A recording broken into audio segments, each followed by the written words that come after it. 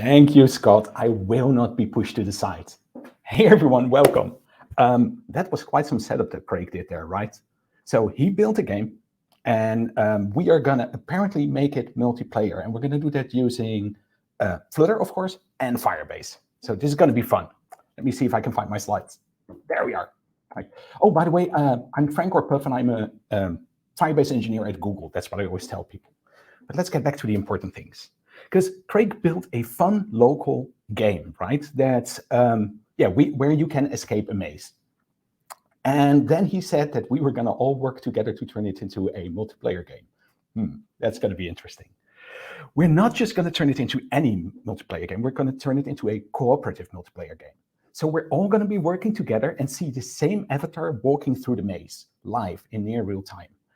And we're going to help him escape the maze. And that's a good thing, because by the time we are going to do that, he's going to have been stuck in there for probably the better part of 50 minutes by then. So let's get started. How are we going to do all this? Well, we're going to do this with 6 easy steps today. So let's first start with the first one, which is what is Firebase? And Firebase is a suite of 18 products that we have that you can talk to directly from within your Flutter application code. So these are cloud-hosted services that you can access directly from on the device or in the browser. And that's a bit different from what you're probably used to, because normally we probably all start with a 3-tier architecture, right? And you have some backend services, let's say a database. And then you have the devices that are accessing the database, and you write a server-side API for that, right? You write some code that takes the request from each device and then calls the database for it. Yeah. With Firebase, that's not how it works. With Firebase, we've taken the server away, and we provide you with client-side SDKs so that you can talk directly to these services from your Flutter app without having to write any server-side code. And that's going to be fun, and that's what we're going to do today. As I said, we have 18 services, but today we're only going to use one. We're going to use the real-time database. Now, I can see you wondering, what is a real-time database? So the Firebase real-time database is a cloud-hosted NoSQL database. We're really just storing a JSON tree in the cloud. So we have a tree of values. And here you see an example of what we could have for, let's say, a shopping list app.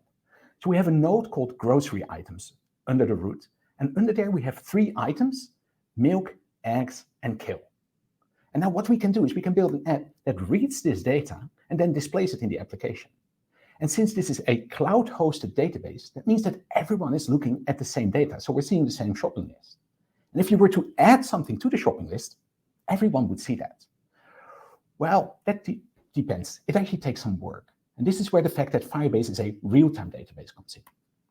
Because with most databases, what you would do if you want to show the shopping list, right, is you run a query and fire a request to the server and say, hey, can I get the shopping list items? Then you display them. You'd wait for 2 seconds, and you'd request this, like, hey, are there any updates to the shopping list? And that's a traditional request response model, and you're polling the server. Firebase is actually different.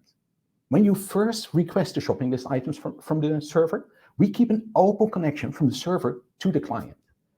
And that means that when there's any change to the shopping list, we actually send that data to the client straight away. That's what you see in this animation. The yellow line is a client making a change that is then broadcast out to all other connected clients within milliseconds. That is really great, because if we look at our app, this is the data model that I want to use for that. So we have a position node, and under that we have X and a Y value. And right now, the avatar is positioned at position 4, 2. And if we then change the X to 5, we can see that not only does the database change, but the avatar is also moved. Now, this is just a bit of slide magic at the moment, but we're going to make this work. But the important thing to realize here is that in Flutter, you're used to a reactive UI, right? When you change the state, the UI magically re-renders. When we expand that to, or extend that to Firebase, we actually react straight to the database changes. So when the database changes, the database tells us about it, our application code, and then we update the state, which updates the UI. A lot of words. How about we make this work? The first step we need to do is we need to add Firebase to our app.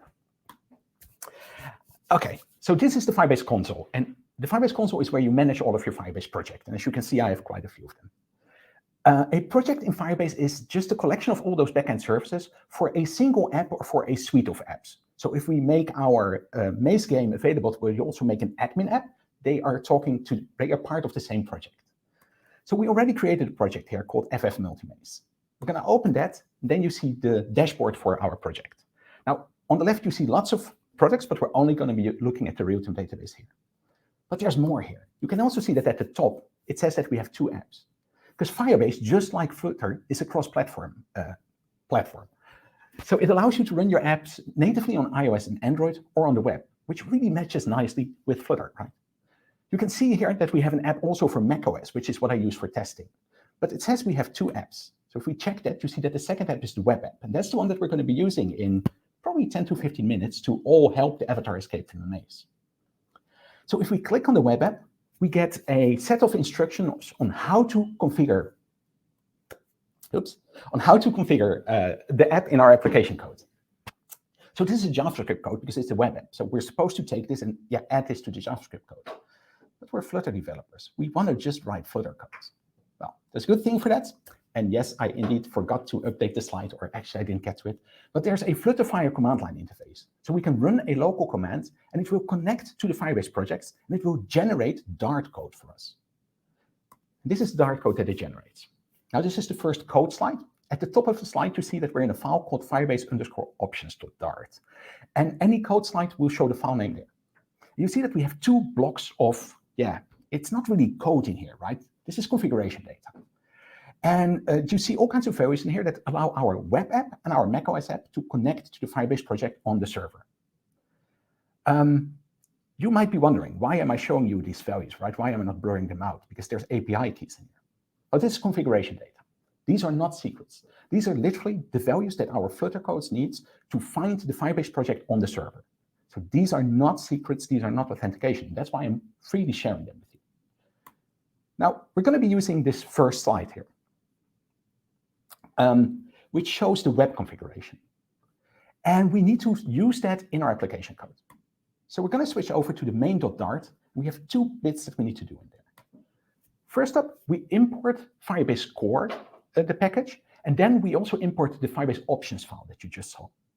And then in the main method, we call firebase.initializeApp. We pass it the options that we just saw. Now, this uses the current platform, but for most of us, that's going to be the web configuration. So this initializes this Flutter application so that it can find the Firebase project. You see that I use an await here. This is an await that calls to the underlying native SDK. So it finishes in nanoseconds, which is why I'm doing this in my main method and not in a future builder, but you could also do that if you want. Okay, that's all we need to do to add Firebase to our Flutter. Next up, we need to start showing the number of players. Okay, remember Craig showed this, and you see that we have a counter here. And as players are added, the counter goes up, and as players disconnect, the counter goes down. That's something we need to build. So let's first have a look at the database model for this. So this is the database model, similar to the grocery items, but here you see that the node is called connections. This is already the handy part of having a NoSQL database here, right? We can just add a new root node in connections. Now, under that connections, you see that we have 3 keys with like random sort of strings. That's 1 for each player that is connected. So we have 3 players connected here. And then the value of each of these is true. Honestly, the value doesn't matter here. We're not using it, but you can't have a key without a value. So by convention, we use true there. So we are storing a list of players here. We'll see how to read those values in a moment. If we switch to the Firebase Console, we click the real-time database tab, and this is what the real-time database looks like. So you see that we have the same list of connections here, except that somehow it's now 4 connections, and the strings are slightly longer. If you look at the bottom here, it might be slightly tricky to see, but you can see that actually this database is in Europe. And I did that because I expect that most of us are going to be connecting from Europe. I am not, so my latency is slightly higher. But if I expect most players to be connecting from the US time zones or from Asia, I could also create a database there and get the best latency for the majority of my players. Okay, here at the top, you also see that we have the URL of the database itself. So most of the URL was also present in the options that we saw, in the configuration options. But this is actually the URL for the data that we see here. So this is the URL for the connections node, because every bit of data that exists in the database has its own unique URL. So you can address every value in there. Okay. Now, as players are being added and connected, this is what we're going to see in the Firebase console. So the green nodes happen when a player has just connected, and a red node is when a player is just disconnected. Okay, so we need to start wiring that up in our app so that we can actually see this. You can see side by side now that as a green node appears, the active players goes up, and as a node turns red, the active players goes down. So this is actually quite magical, right? The database updates, and we show it in the UI straight away. Let's see how we write the code. So we're now in mazemanager.dart, and this is where the code that manages our maze lives. And remember, this class gets created when the app starts, and then it exists for the entire lifetime. So we're first going to connect to the Firebase database here. So we create a Firebase database object. And this takes the configuration data that we saw earlier and uses that to find our database on the server. Next up, we go into the init method. We're going to listen to a special value in our database. So you can see that we create a reference to info/connected. This value indicates whether we are connected from our Flutter app to the cloud-hosted database. And this is a stream of values, right? It's true when we are connected, it's false when we are not connected. When we're starting the class, right, it's probably going to be false initially, and then it's going to become true at some point. So it's a stream of values, and we listen to that stream so that we get an update every time the value changes. Now, in here, we're going to take the value of the snapshot, and we're going to determine whether we are connected. And if we are connected, we generate a new node under the connections, like you saw in the screenshots earlier, with the push method. This is a unique ID for our connection. And then we just write true, just like you saw before. So this now indicates that, hey, I am here. We are writing a node to the database.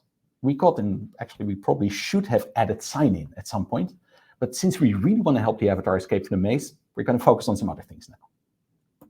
So if we look at the database, this is what we have now. We create one of these keys when a client connects, and we write true to it. Now we want to listen to this connections node so that we can show the player count. Remember in Firebase, right? You listen to a path in the database, and then you get an event every time the value at the path changes. So when somebody connects or disconnects, we automatically update the UI. Well, in code that looks like this. We're still in the init method. We're adding another connection to the database. In this case, we're creating a connection to the connections node. And we're again listening to the onValue stream.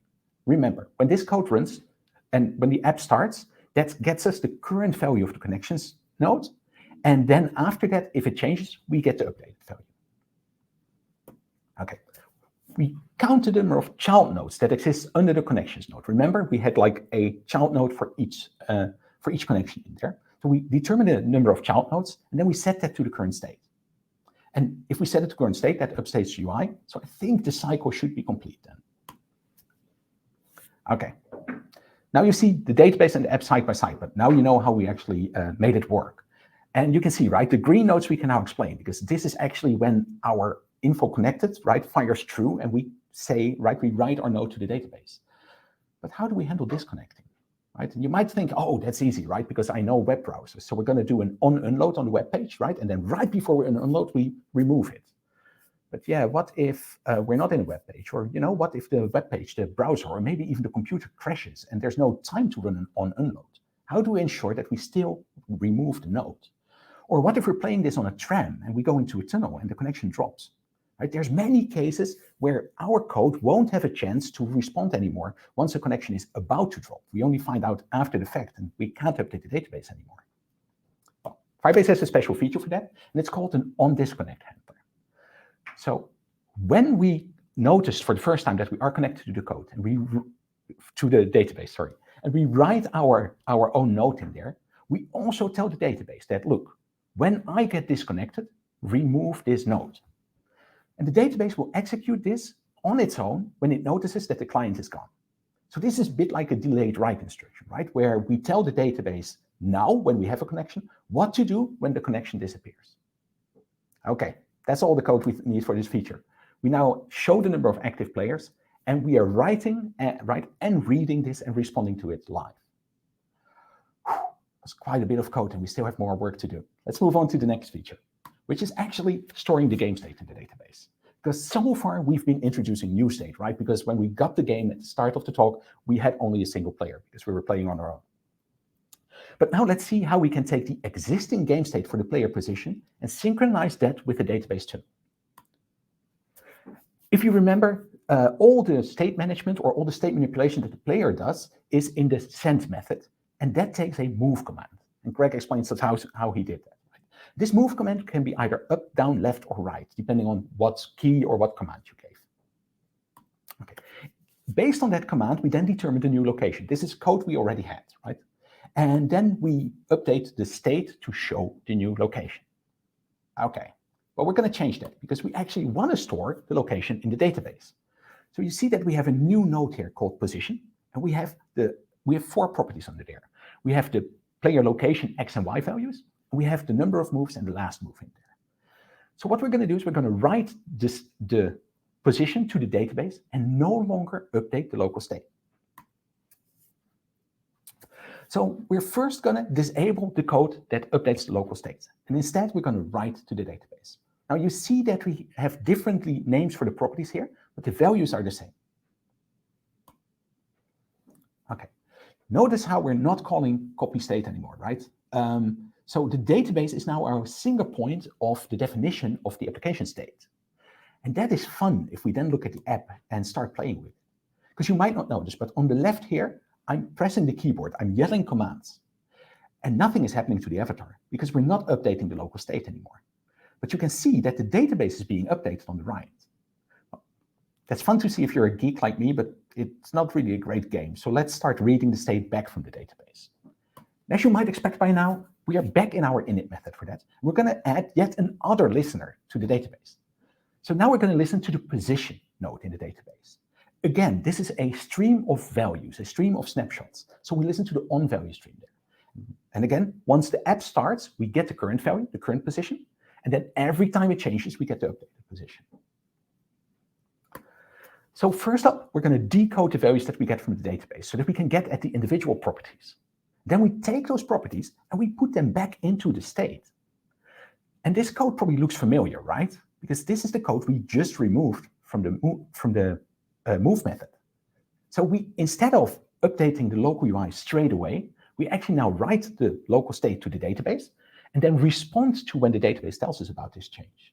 So we just move this code around. Okay. So instead of updating the local state and the database, we only update the database and then we react to the change in the database. Now, you can see now that actually both are updating at almost the same time. And if you look very, very carefully, you might notice that there is a timing difference. Sometimes the local UI updates before the database actually updates. You may wonder why that is. Well, the Firebase SDK is an optimist. It assumes that the right operation will succeed, so it immediately fires the local event. And that gives us a very snappy UI, right? It updates as soon as you press the button, without us having to write a separate copy state code for that.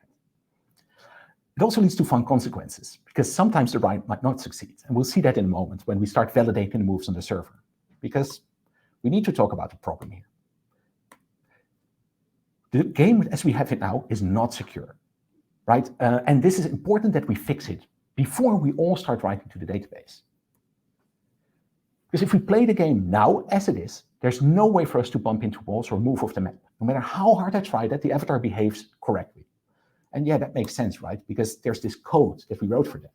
And the code rejects any moves that would move us out of bounds or into a wall. And that is really good because we don't want to write that invalid state to the database. Or do we? What happens if we disable the validation code, but leave the writing to the database? Oh, let's have a look. Okay, so we're at the bottom right, and oh, that's interesting. We're going straight to the wall and taking the shortest path to the exit. Not only that, we could also move off the map, and who knows, the app might crash because of that. Or, you know, we could have a malicious hacker, right, who takes the configuration data that I so freely showed earlier, and then writes their own code.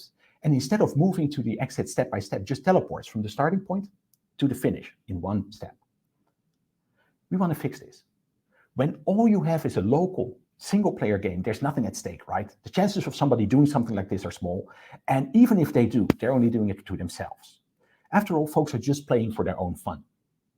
But when you add multiple players to a game, they become competitive, right? They don't just want to play, they actually want to win from everyone else. And normally you would catch those types of cheats in the server, but remember I took the server away. So we need to fix this in another way. And luckily, Firebase has a solution for that. Because for every access to the database, we have a set of rules that you define that determine whether that access is allowed. So these security rules sit in front of all access to the database. Let's go back to the Firebase console for a moment and check our database. So you see the position node here, but there's also a tab called Rules. And if we click on that, we see the security rules as they apply to our database. Now, these are just the default rules, and they are shown here. And I always tell people that you should treat rules as if they are part of your source code of your application. So let's copy these default rules into a source slide. These are the default rules for test mode. And the rules name there is like fixed, but this part is specific for our app. And it's the default that says anyone can read or write the entire database until the end of February. Yeah, that's not great, right? Because this is almost the same as saying in your Dart code, it's like, hey, if you enter a SQL statement, I will execute it against the database. You would not do that in your Dart code. So you should not allow it in your database rules also. In fact, you should make sure that your database rules only allow what the code of your application needs and nothing more. Let's see how we're going to do that. So we're going to focus on the position here. There's a few more nodes in the database. We are going to focus on position. And we want to make sure, right, we have 4 properties in here. Last move, moves, X, and Y. We're going to validate these. The first thing I want to do is make sure that these 4 properties always exist, because honestly, the code depends on it. The first thing here is we take away the read and write permissions on the root. Nobody can read or write the root anymore because it's not needed. My code doesn't read the root from the database, so my rules don't allow it. Next up, we write a rule that's specific for the position node in the database. We say in there that you can read and write them. This is already more secure, right? Because nobody can now go write their own code and just wipe my database. But we also want to validate that those 4 children are there. So we write a rule and that says new data. New data is a built-in variable that we use to validate it. And we say that if you write new data, it must have these 4 child nodes. This ensures that nobody can delete any of these properties. That's great, but we also want to make sure that the values that they write are valid. So we're going to write more rules for that. We're only going to focus on the X and Y for now, but we can do more validation here. This is probably the most complex rule we're going to look at, actually. So you can see that we have sub-rules for X and Y. They're the same, by the way. So we now have, at the root rules, then we have position, and under position, we have X and Y, just like we have in the data model. We say that we validate that the new data and the data are between -1 and 1. Right, so we take the new data, as you're trying to write it to the database, we compare that to the old value of the X, we subtract them to each other. So that gives us a delta value. That needs to be between -1 and 1. So this captures the teleport cheaters, because now you cannot jump to the exit in one go anymore. You must move there 1 step at a time. So you can now only move from the avatar position to all the blocks within the red square. And this is already a lot better. But we could do a lot more, right? For example, we also know the actual command that somebody gave. So we could validate that if you give an up command, that you must increase the Y value. You cannot change the X value. We're not going to do that, but definitely you can do a lot more security here. What we do want to do actually is still one problem here, because you can still run into the walls. So let's fix that. This is the definition of the walls in our database.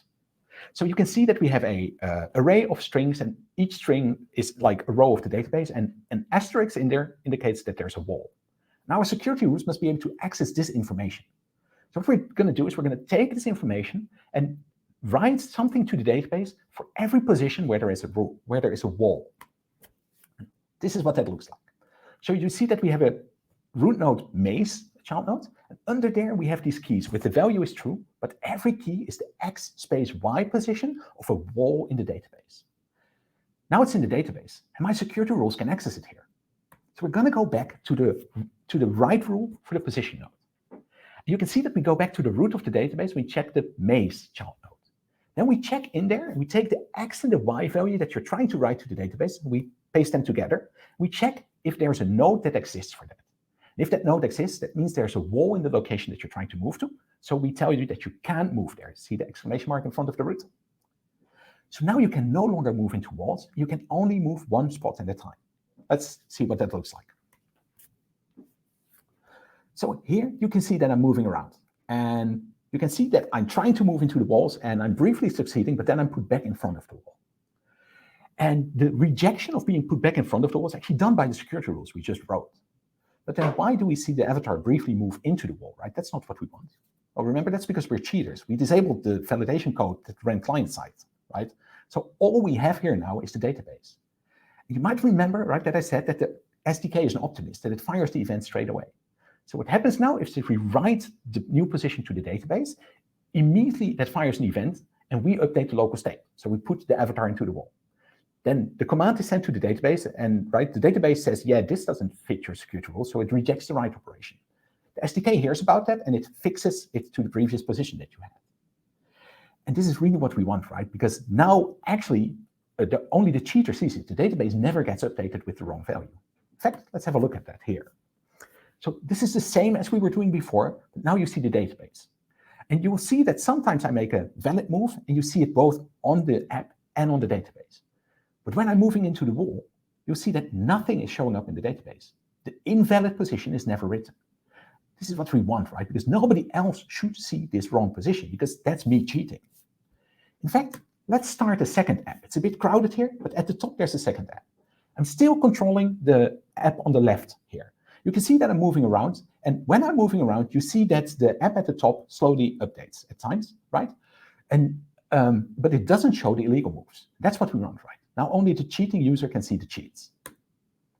Okay, that is great, by the way, but for gameplay, we really would prefer it if honestly, we just validate, right? Because it's a much better experience, because now the local updates are instant, but they're always valid. Okay, important thing about security rules is that I want you to treat security rules as part of your code, as part of your application logic. And I want you to write rules that exactly match your code. So they should allow anything your code does, but nothing more. Okay, that was a lot of work. Are we ready to help our avatar escape? Let's play a game. I want you all to go to multimaze.app. I'm going to leave it up for a brief moment, but we're going to switch over in a bit. Because we're going to play this game together. So what we've done is we've deployed the code that you just saw, and that's available on GitHub, and you can now play together. Okay, you have it, multimaze.app. I'm going to turn over here. You can also see it at the top. Oh my, there's 45, 46, 48, 50 players connected here, and we're moving around like crazy. Like, honestly, I've tested it with up to 5 players so far. This is amazing. See, everyone is trying to move around. We are moving at one step at a time. Oh, did you see that we hit the end exit? When we hit the exit, it counts down, and then we're going to start again. So we're moving again. This is so cool to see people. Oh my, we're ice skating around, and we're trying to escape. Oh, that was actually really fast. Did we jump to a wall? Did I miss that? This is so cool to see, folks. Okay. We're doing one more, and now we're stuck into that corner there, right? You can see how hard it is, right? It turns out that collaboration with internet connections is not always the easiest things we can do. Okay, one more. We have exited. Thank you so much, everyone, for playing. It's been a treat to see you all here.